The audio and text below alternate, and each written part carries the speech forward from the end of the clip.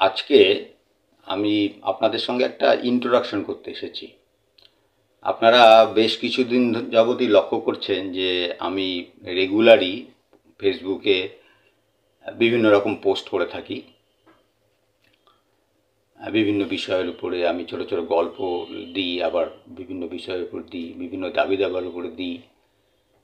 তো আমি আপনারা দেখেছেন যে আমি শিক্ষামূলক জিনিসপত্র দিই, মানে অঙ্কের উপর বেশ কয়েকটা ভিডিও পোস্ট করেছি, বা আমার লেখা গল্পই বলুন আর যে কোনো পোস্টেই বলুন, তার সঙ্গে কিছু না কিছুভাবে শিক্ষার ব্যাপারটা থাকেই।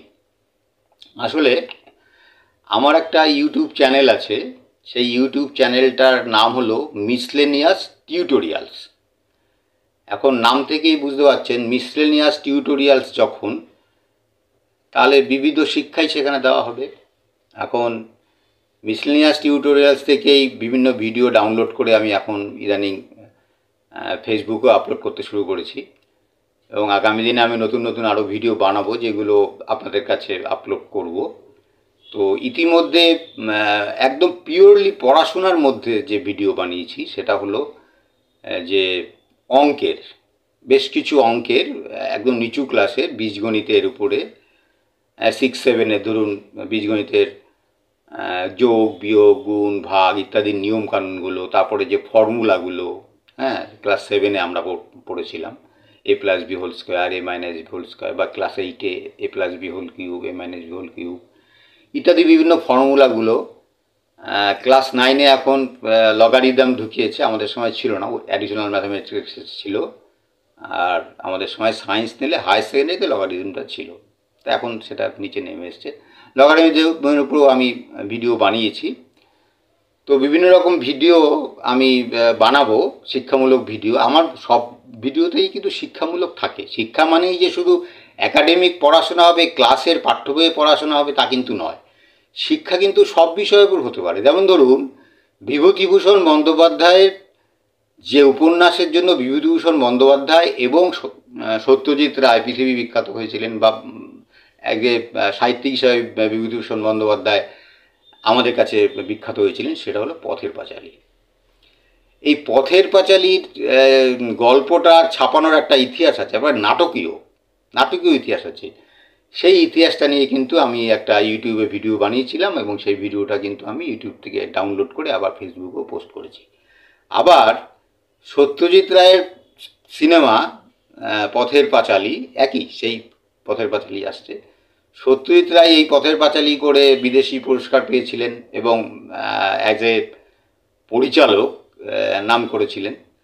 তো সেই সত্যজিৎ রায় পথের পাঁচালী সিনেমাটার যে ব্যাকগ্রাউন্ড আছে, বিহাইন্ড দ্য স্ক্রিন, সেগুলো নিয়ে আমি সত্যজিৎ রায়ের বই থেকেই পড়াশোনা করে ভিডিও বানিয়েছি। তাহলে সেটাও শিক্ষামূলক। এই যে বিভূতিভূষণ বন্দ্যোপাধ্যায়কে নিয়ে হলো, এই যে ধরুন ছদ্মবেশী যে সিনেমাটা আপনারা তো অনেকেই দেখেছেন, মানে, এবং সিনেমাটা এতটাই বিখ্যাত যে তার হিন্দি ভার্সন হয়েছে চুপকে চুপকে। বাংলায় করেছিলেন উত্তম কুমার, হিন্দিতে করেছিলেন ধর্মেন্দ্র। আপনারা কি বলতে পারবেন ছদ্মবেশী যে সিনেমাটা হয়েছিল, বা চুপকে চুপকে, এই সিনেমাটার লেখককে? এই সিনেমাটার লেখক কিন্তু একজন বিখ্যাত ব্যক্তির মামা। বিখ্যাত ব্যক্তিটির নাম বললে আপনারা প্রত্যেকেই চিনতে পারবেন, কিন্তু তার মামাকে তো চিনতে পারবেন না। এই বিখ্যাত ব্যক্তিটি হলো শরৎচন্দ্র চট্টোপাধ্যায়। শরৎচন্দ্র চট্টোপাধ্যায়ের মামা এই ছদ্মবেশী গল্পের লেখক। আমি মামার নামটা বলবো না। মামার নামটা জানতে গেলে আমার ভিডিওটা দেখতে হবে। পথের পাঁচালী নিয়ে আমি পথের পাঁচালী ছাপানোর যে ইতিহাস, যেটা আমি লিখেছি, সেটা আপনি মামার নামটা পাবেন, এবং কিভাবে পথের পাঁচালীটা ছাপানো হয়েছিল। এবং বিভূতিভূষণ বন্দ্যোপাধ্যায় প্রথম উপন্যাস দিয়েই উনি লেখক হয়েছিলেন। একজন মানুষ তখনই লেখক হতে পারে যখন সে উপন্যাস লিখতে পারে। উপন্যাস না লিখলে কিন্তু সে লেখক হিসাবে স্বীকৃতি পাবে না। আমি যেমন টুকটাক, এখন আমি বিগত 3-4 বছর ধরে এটা হয়েছে, আমার মধ্যে একটা বিশেষ ক্ষমতা এসছে, এবং বয়স বাড়লে বয়সের সঙ্গে অভিজ্ঞতা হয়। মানুষের কিন্তু বয়সের সঙ্গে সঙ্গে রুচি পাল্টায়, অনেক কিছু পাল্টায়। একদম শিশু বয়সে বাচ্চারা ঝাল খেতে পারে না, দুধ ভালো খায়, মিষ্টি ভালো খায়। বড় হলে ঝাল ভালো খায়। সিমিলারলি আমি দেখেছি যে আমাদেরও এই বয়সের সঙ্গে সঙ্গে অনেক কিছু, ধরুন তিতা তিতা কিন্তু ছোটোবেলা খেতে ভালো লাগে না, কিন্তু এখন ভালো লাগে।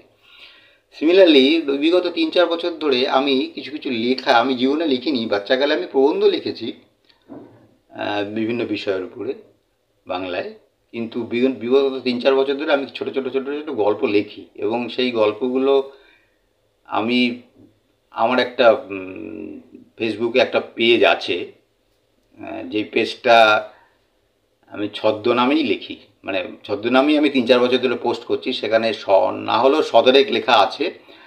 নিজের নামে পোস্ট করতে লজ্জা পেতাম বলেই পোস্ট করতাম না, কীরম লিখছি না লিখছি লোকে হাসবে এই ভয়ে। কিন্তু সেখানে আমার প্রায় 6,000-এর উপর ফলোয়ার হওয়ার পরে আমার একটু সাহসটা বাড়ে, এবং আমি সেখান থেকে কিছু কিছু লেখা নিয়ে আমার মূল আইডিতে পোস্ট করছি। আপনারা অনেকেই দেখছেন, সেগুলো দেখেছেন, কিন্তু সব নেওয়া হয়নি, নিতে সময় লাগবে। হ্যাঁ, আমার ফেসবুকে কিন্তু আমি বিভিন্ন ধরনের জিনিস পোস্ট করি, সব কিছুই কিন্তু শিক্ষামূলক থাকে। ধরুন আমি একজন ইঞ্জিনিয়ার, আমার ইঞ্জিনিয়ারিংয়ের দাবি দেওয়া নিয়ে আমি পোস্ট করছি, কেন দাবি করছি, কী করছি, তার পক্ষে যুক্তি। ইঞ্জিনিয়ারিংয়ের বাইরে সমস্ত কর্মচারীদের দাবি নিয়ে পোস্ট করছি। প্যারা টিচারদের দাবি নিয়েও আমি পোস্ট করেছি। আমি তো প্যারা টিচার নই, কিন্তু প্যারা টিচারের যখন আন্দোলন হতো আমি কিন্তু প্যারা টিচারদের আন্দোলনে গিয়ে দেখতাম। যেহেতু আমি আমি একটি সংগঠন করি, ইঞ্জিনিয়ারদের যে সংগঠন আছে, তার রাজ্য প্রেসিডেন্ট, তো সেই জন্য আমি ওদের আন্দোলনটা দেখতেই যেতাম অভিজ্ঞতা অর্জনের জন্য। তা আমার সমস্ত কিছুতেই কিন্তু কিছু না কিছু শিক্ষামূলক বিষয় থাকে। এবারে একাডেমিক লাইনের উপরে যেগুলো আমি মূলত করেছি, যেহেতু আমি একজন ইঞ্জিনিয়ার, এবং ইঞ্জিনিয়ার মানে তো অঙ্ক ছাড়া তো ইঞ্জিনিয়ার হওয়া যায় না, অঙ্ক না জানলে ইঞ্জিনিয়ার হওয়া যায় না, তাই অঙ্কটা আমার স্বাভাবিক আসে। তাই মূলত অঙ্ক দিয়েই কিন্তু আমি আমার ইউটিউবে ভিডিওগুলো স্টার্ট করেছি। তবে বয়স বেড়েছে, বয়সের সঙ্গে সঙ্গে মানুষের ধৈর্য কমে।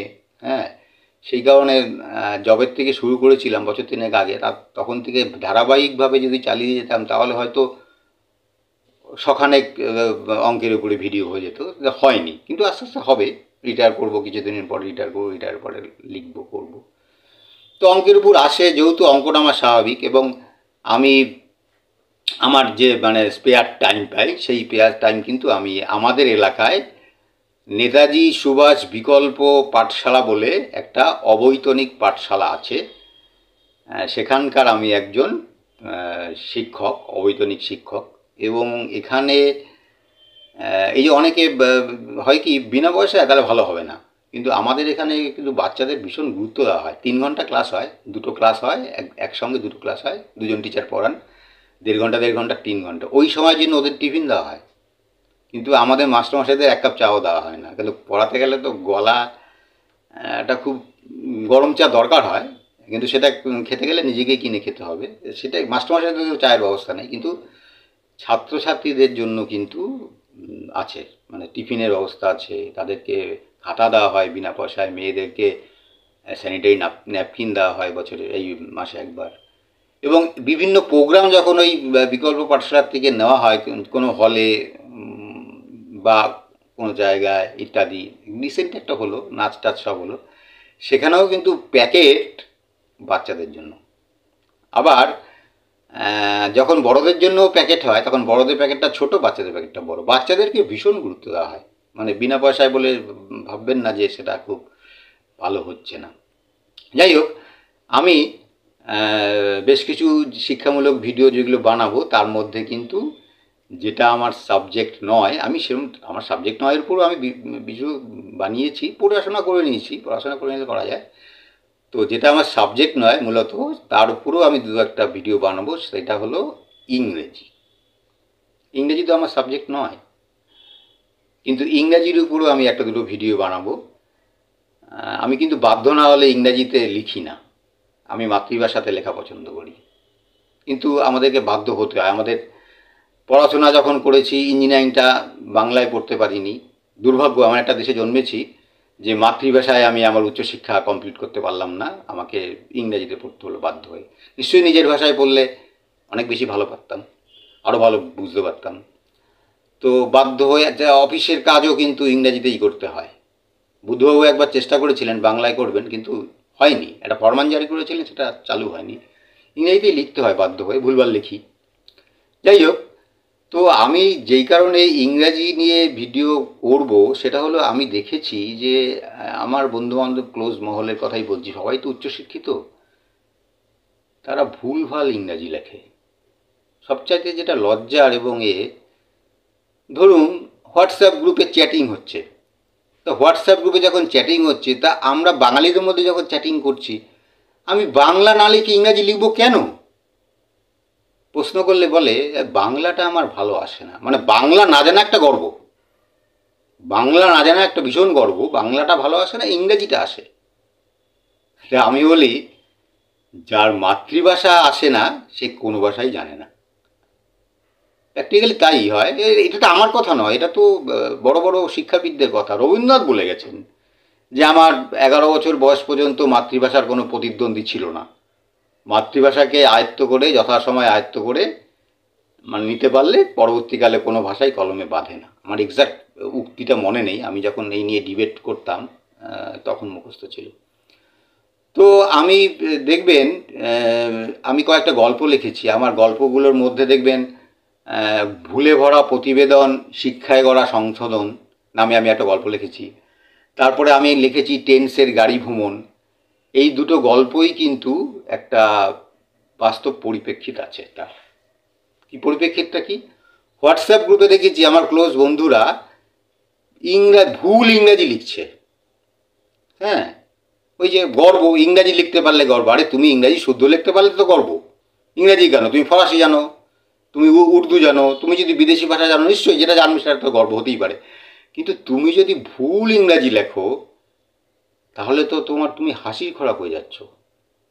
গর্ব কোথায় হচ্ছে? ভুল ইংরাজি লিখছে, একদম সিম্পল, মানে ছোট ছোট বিষয়ে ভুল। তো সেই কারণেই আমি শিক্ষায় গড়া ভুলে গড়া প্রতিবেদন, শিক্ষায় গড়া সংশোধন বা টেন্সের গাড়ি ভ্রমণ, এই জায়গাটায় কিন্তু ওই চ্যাটিংয়ে যে সমস্ত ভুল শব্দগুলো, যে চ্যাটটা ইউজ করা হয়েছিল, ওই চ্যাটটা নিয়ে এসেই কিন্তু আমি তার উদাহরণ দিয়ে তার ভুলগুলোকে ধরে করেছি। যেই কারণে আমি ঠিক করেছি যে আমি ইংরাজির উপরও মানে কয়েকটা ভিডিও বানাবো। খুব স্বাভাবিক, আমার ইংরাজি বানানো ভিডিও তো হাইফাই লেভেলের হবে না, মানে গ্র্যাজুয়েশন স্ট্যান্ডার্ড বা মাস্টার ডিগ্রি স্ট্যান্ডার্ড, এমনকি হাই সেকেন্ডারি স্ট্যান্ডার্ডও হবে না। আমি একদম প্রিলিমিনারি থেকেই শুরু করি। প্রিলিমিনারি ভুলগুলো আমি করি, মানে আমরা করি। আমাকে একজন এক্সিকিউটিভ ইঞ্জিনিয়ার বলছেন, এবং কিছুদিনের মধ্যে এসি হয়ে যাবেন তিনি। হ্যাঁ, আমার থেকে বয়সে ছোট। বলছেন যে আমার ওই টেন্সের গাড়ি ভ্রমণ গল্পটা পড়ার পর আমাকে বলছে যে প্রেজেন্ট পারফেক্ট কন্টিনিউয়াস টেন্সে সিন্স কখন ব্যবহার হয় আর ফর কখন ব্যবহার হয়, এইটা নিয়ে আমার একটা কনফিউশন ছিল।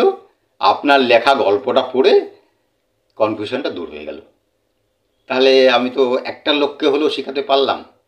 তো আমার গল্পগুলোতে কিন্তু এইভাবে থাকে। আমার টেন্সের ভরা গাড়ি ভ্রমণ বা ভুলে ভরা প্রতিবেদন, শিক্ষায় গড়া সংশোধন, এগুলো পড়ে দেখবেন যে ব্যাখ্যা করা আছে ভুলগুলো। এগুলো যদি আপনারা মুখস্থ করতে পারেন, এবং আগামী দিনে আমি যখন ইংরাজি নিয়ে ভিডিওগুলো বানাবো, মূলত আমি পার্টস অফ স্পিচ দিয়েই শুরু করব। পার্টস অফ স্পিচ বলতে আপনার বাক্যের প্রকারভেদ, বাক্যের যে বিভিন্ন শব্দ, একটা বাক্য আমি বাড়ি যাই, আমি একটা শব্দ, বাড়ি একটা শব্দ, যাই একটা শব্দ। এই আমি, বাড়ি, যাই, এই আলাদা আলাদা শব্দের কিন্তু আলাদা আলাদা নাম আছে। 8টা নাম পার্টস অফ স্পিচ। 8টা পার্টস অফ স্পিচ দিয়ে কিন্তু পুরো বাক্য তৈরি হয়। সুতরাং পার্টস অফ স্পিচ হচ্ছে খুব প্রিলিমিনারি জিনিস। এবং যদি আপনারা ওই গোল পার্কে যে রামকৃষ্ণ মিশনের ইংরেজি শেখায়, ওরা কিন্তু বিগিনার্সদের এই পার্টস অফ স্পিচ খুব ভালো করে শেখায়। তো পার্টস অফ স্পিচ নিয়ে আমি ভিডিও বানাবো। তার পার্টস অফ স্পিচ নিয়ে তো একটা ভিডিওতে হবে না। আমি পার্টস অফ স্পিচ নিয়ে আমি একটা ভূমিকা দিয়ে, তারপরে নাউনকে নিয়ে সারাদিন চলে যাবে, প্রোনাউনকে নিয়ে সারাদিন চলে যাবে, অ্যাডভার্ব, ভার্ব, প্রিপোজিশন ইত্যাদি ইত্যাদি বিভিন্ন পুরো ভিডিও আস্তে আস্তে বানাবো। টেন্স একটা ভীষণ জিনিস। টেন্স মানে ইংরাজি লিখতে গিয়ে পাস্ট টেন্স প্রেজেন্ট টেন্স মিলিয়ে লিখে দিলাম। হ্যাঁ, এরকম আমরা করে থাকি। সিন্স লিখতে গিয়ে ফর লিখলাম, ফর লিখতে গিয়ে সিন্স লিখলাম। কেন ফর ব্যবহার হয়, কখন আমি ফর ব্যবহার করব, কখন আমি সিন্স ব্যবহার করব, এইগুলো, এই ছোট ছোট বিষয়গুলো ভুল যাতে না হয়, প্রিলিমিনারি জিনিস। আমার ছেলেকে তো আমি ছোটোবেলায় আমি ইংরেজি পড়িয়েছি, আজকেও মাস্টার ডিগ্রি করার পরে হায়ার সেকেন্ডারি পর্যন্ত ইংরাজি বাংলা দুটোই পড়ায়। শুধু পড়ায় না, গ্র্যাজুয়েশনে আপনার ওদের মাস্টার ডিগ্রিতে যেটা করতে হয়েছিল, গ্র্যাজুয়েশনে কিন্তু এখন এরকম হয়েছে যে একটা থিসিস পেপার দিতে হয় 100 নম্বরের, 80 নম্বরের লেখা এবং 20 নম্বরের ভাইবা হবে। ও কিন্তু সেই কন্টেন্ট লিখে দেয়। একটা ধরুন উপন্যাস, একটা ইংরাজি উপন্যাস পড়ে তারপরে সমালোচনা লিখতে হবে, তা সেগুলো লিখে দেয়। তো ওর প্রিলিমিনারি মানে ওর প্রাইমারি লেভেলটা কিন্তু আমিই পড়িয়েছিলাম। হ্যাঁ, এখন আমি ওর থেকে শিখি, ওকে দেখে দেখতে এই লেখাটা কোথায় কোথায় ভুল আছে বা ইত্যাদি। এই যে ভুলে গড়া সব প্রতিবেদন, এই যে গল্পগুলো, এগুলো কিন্তু আমি নিজে করে ওকে দেখিয়েছি, এই দেখতে ঠিক করছি তো। মানে আমি ভুল ধরতে গিয়ে নিজেই যদি ভুল করি সেটা তো একটা লজ্জার বিষয় হবে। তো সেইগুলো যার জন্য এইগুলো নিয়ে করব, টেন্সের উপর করব, ন্যারেশনের উপর করব, ভয়েস চেঞ্জের উপর করব। মূলত আমি টেন্স প্রথম শিখেছিলাম ক্লাস 3-তে। ক্লাস 3-তে কিন্তু আমাদের টেন্স ছিল না।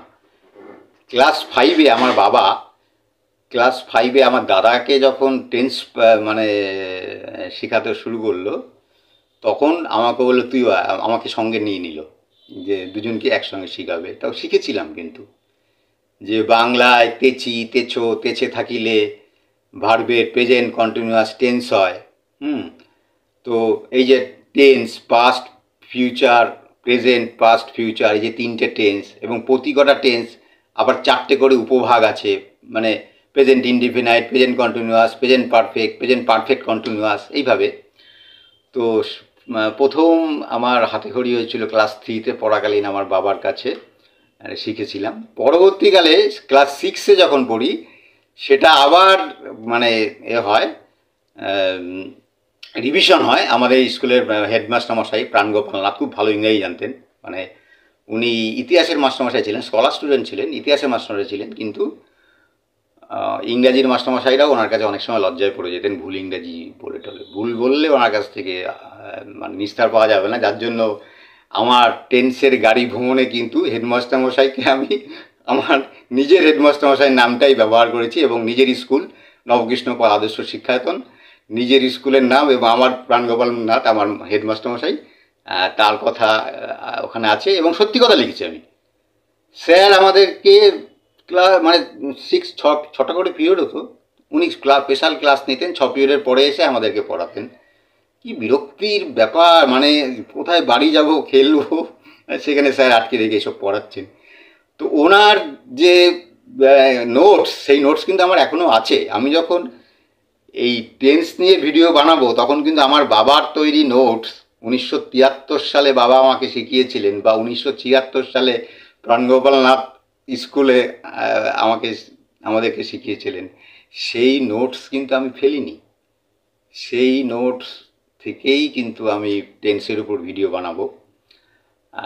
ন্যারেশন, ভয়েস চেঞ্জ, আমার স্কুলের মাস্টারমশাই, আমার জ্যাঠা ইংরাজি শিক্ষক ছিলেন, আমার জেঠিমা বাংলা শিক্ষক ছিলেন। অবশ্য আমি মাধ্যমিক পর্যন্ত অঙ্ক জ্যাঠা জেঠিমা এবং বাবার কাছেই করেছি। কেউই এরা সায়েন্সের টিচার নন, তা সত্ত্বেও মাধ্যমিক পর্যন্ত সবটাই পারতেন। যাই হোক, তো ওগুলো করবো। এছাড়াও আমার দেখবেন আমার বিভিন্ন লেখাটেখাগুলোর মধ্যে অনেক কুসংস্কার আমাদের আছে। ধরুন এই যে মেয়েদের পিরিয়ড হয়, মেয়েদের যখন পিরিয়ড হয় তখন আগেকার দিনে তাকে আলাদা করে রাখা হতো, সে যেন একটা অচ্ছুত, সে যেন অস্পৃশ্য, সেই কটা দিন সে ঠাকুরের কাছে যেতে পারবে না। হ্যাঁ, এই ধরনের যে আমাদের ছিল কুসংস্কার ইত্যাদি, এখন কেটে যাচ্ছে। এখন অনেক সিনেমাতে এগুলো মানে বেশ বোল্ডলি বলা হয়।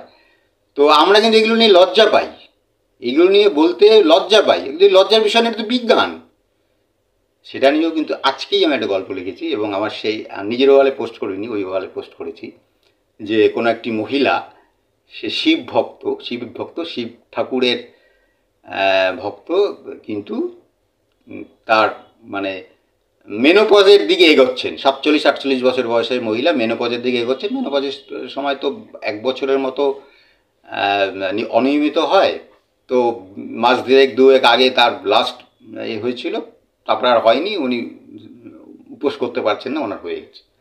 যাই হোক, তো সেইভাবে আমার গল্পটা দাঁড় করিয়েছি, আমি পোস্ট করেছি।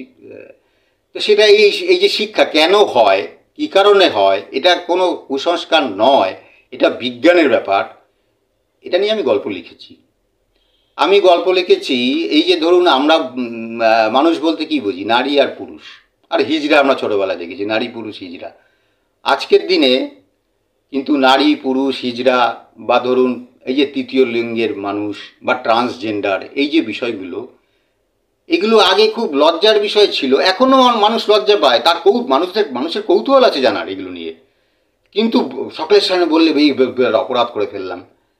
এই যে বিজ্ঞানটা, কেন একটা মানুষ তার শরীরটা ছেলেদের, মনটা মেয়েদের, একটা মানুষ, এই যে ভাইরাল সুচিত্রা আজকে খুব ইউটিউবে দেখা যায়। ভাইরাল সুচিত্রা একটি ছেলে ছিল, সে একটা শিক্ষক ছিল, সে অপারেশন করে এখন মেয়ে হয়ে গেছে, বেশ সুন্দর, বলে না দিলে দেখে বোঝা যাবে না। বা মানবী বনার্জিনা মুখার্জি একজন আছেন প্রিন্সিপাল। হ্যাঁ, এই বিষয়গুলোর উপর আমি কিন্তু পড়াশোনা করছি, গুগল ঘেটে পড়াশোনা করছি, সেটা নিয়ে আমি গল্প অলরেডি লিখেছি, পোস্টও করেছি আমার সেই পেজে বা এতে, মূল আইডিতে এখনও করিনি, করব। তো এই জাতীয় জিনিস আমার লেখার মধ্যে কিন্তু থাকে। এবং লেখকরা, যদিও আমি নিজেকে লেখক বলছি না, কারণ আমি তো 1-1.5 পৃষ্ঠার লিখি, আমি তো বড় গল্পই লিখতে পারিনি। উপন্যাস না লিখতে পারলে তো সে লেখক হয় না, আর উপন্যাস আমার দ্বারা হবেও না অতটা, ওই উপন্যাস কেন আমার দ্বারা বড় গল্পও হবে না। হ্যাঁ, তো শখে লিখছি।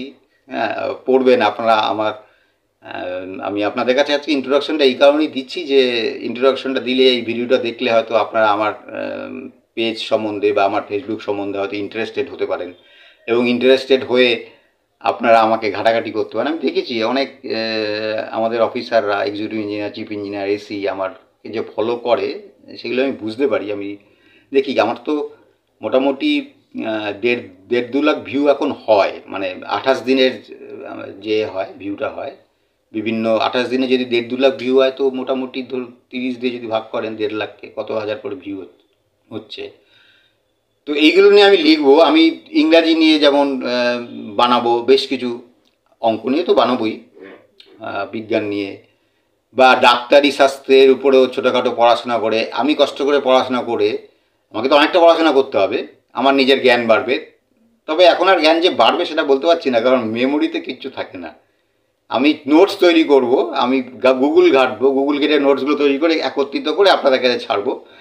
বাচ্চাদের সুবিধা হবে, বাচ্চারা কিন্তু ওটা 1-2 বার দেখেই মুখস্থ করে ফেলতে পারবে, কিন্তু আমি করার পরে কিন্তু আমি নিজেই বলে যাবো, আমাকে নোটসটা খুলতে হবে। হ্যাঁ, কী ব্যাপার ঠ্যাপার ইত্যাদি, আমি ট্রান্সজেন্ডার বা ইত্যাদি, এই যে XXY, আমাদের ক্লাস 10-এ পড়েছিলাম যে ছেলেদের যে 2টো ক্রোমোজোম থাকে, যে মানে সেক্স ক্রোমোজোম থাকে, হ্যাঁ, XY, মেয়েদের থাকে XX, কিন্তু কোনো কোনো মানুষের XXY থাকে। তাহলে XXY যার কাছে থাকছে, তাহলে 2টো Xের জন্য মেয়ে হচ্ছে আর XYয়ের জন্য ছেলে হচ্ছে, তাহলে একটা মানুষের শরীরে 2টো Xও আছে আবার XYও আছে, তার মধ্যে তো তাহলে মেয়ে এবং ছেলে দুটো ব্যাপারই তো তার চেহারার বৈচিত্র্য আসবে, এবং মানে বৈচিত্র্যময় যে হয়, মানে উপরে একরকম নিচে একরকম, উপরে দেখলে, উপর অর্ধেক দেখলে মনে হবে মেয়ে, নিচের অর্ধেক দেখলে মনে হবে ছেলে। এই সমস্ত বিষয়গুলো নিয়েও কিন্তু মানুষের কৌতূহল আছে, পড়াশোনা করছি, গল্প পড়াশোনা করি, লিখেছি, সেগুলো যথাসময় পোস্ট করব। তো আপনাদের কাছে আমার তো মনে থাকে না আসলে কতগুলো লিখে, 100-এর উপর লিখেছি, কী কী নিয়ে লিখেছি তা তো মনে নেই, বা আমার এখানে কম পোস্ট করলেও কী কী নিয়ে পোস্ট করেছি আমার মনে নেই।